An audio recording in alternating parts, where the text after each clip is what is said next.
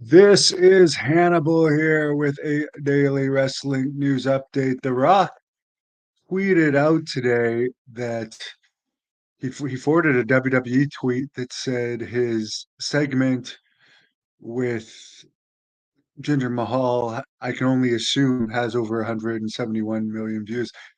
Maybe that's total, including all the short clips, because I did actually look at the YouTube video of it. And if you look at the full YouTube segment, it says 4.3 million views. So I don't know. Obviously they're getting 171 from somewhere. I'm not denying it, but it's strange. But it's interesting. And I mean, this is very likely that we're going to see The Rock against Roman Reigns because they have it titled Full Segment The Rock Returns and Wants the Head of the Table. So clearly they're thinking about him against Roman Reigns. Should be interesting to see. It's exciting. Apparently, Sasha Banks, according to Dave Meltzer,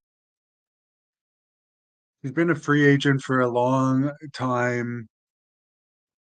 Will she make a big difference in either company as far as will she pop a rating?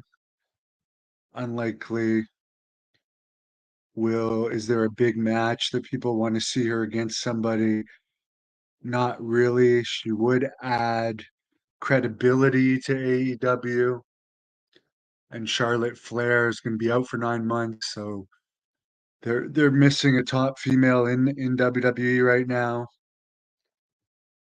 But from what I understand from listening to Dave Meltzer, she could be playing both companies against each other and not be in any hurry. She might be taking offers from AEW and trying to get counter offers from WWE. She's taking her time. I don't know where she's going to end up, but she's a free agent to talk about right now. I'd still rather see Goldberg in AEW than Sasha Banks. She has been off WWE TV for quite a while now, over a year.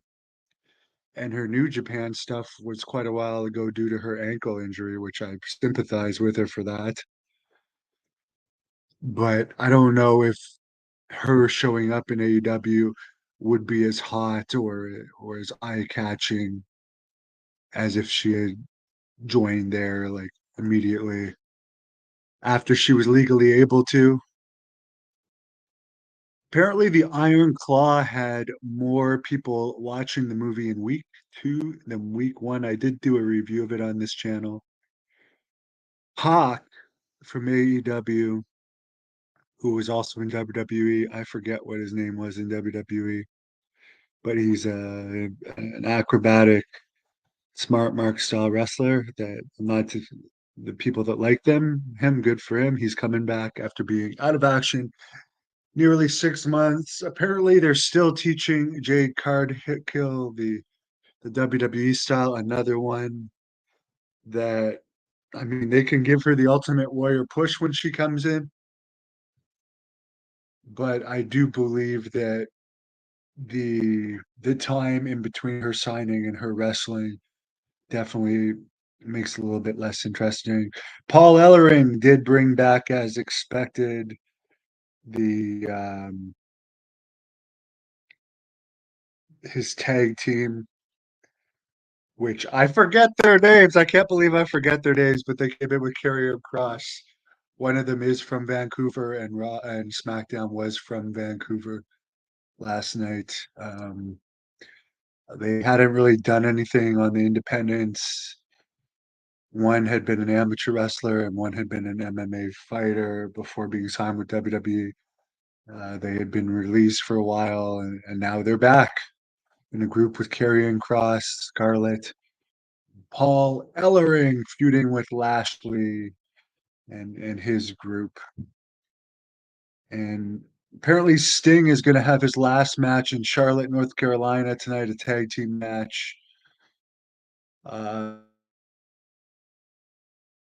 Teaming with Darby Allin against, I believe, the Workhorsemen. I believe that's their team's name. in Charlotte. For some reason, they're not advertising it as Sting's retirement tour and Sting's last match in each city, which you'd think would actually draw more. But it will be Sting's last match in the wrestling city of Charlotte, North Carolina. You would think that honestly, there's no mention of Ric Flair being on Collision either, and they're in Charlotte tonight. Does that make sense to any of you? Like they have Ric Flair under contract. When's the last time Ric Flair appeared in a major arena in Charlotte? And I've heard nothing about Ric Flair appearing in Charlotte tonight. That just seems weird. I know Tony Khan's the multi-billionaire, but as a wrestling promoter, if you have Ric Flair under contract and you're going to Charlotte, you would make use of Ric Flair to draw a local crowd there. Have like a homecoming and then really plug that it's going to be Sting's last match in Charlotte. That's just my thoughts on it. Apparently, it looks like Francis Ngannou is still not going to fight MMA for a while. His next boxing match is going to be against Anthony Joshua, March 9th in Saudi Arabia. The good performance that Ngannou had against Fury was talked about a lot. However, apparently the actual pay-per-view buy rate for Ngannou versus Fury was not great. This coming Tuesday at 9 p.m., I will be doing a live interview with Crowbar, aka Devin Storm. So we look forward to that. And John Paz is going to be doing a live interview on this channel with a very big name coming soon. I'm not going to reveal the big name. Definitely a former world champion. Have a wonderful weekend. Thank you for watching the Hannibal TV. Please like this video if you enjoyed it and click the subscribe button to not miss any of our latest shoot interviews, match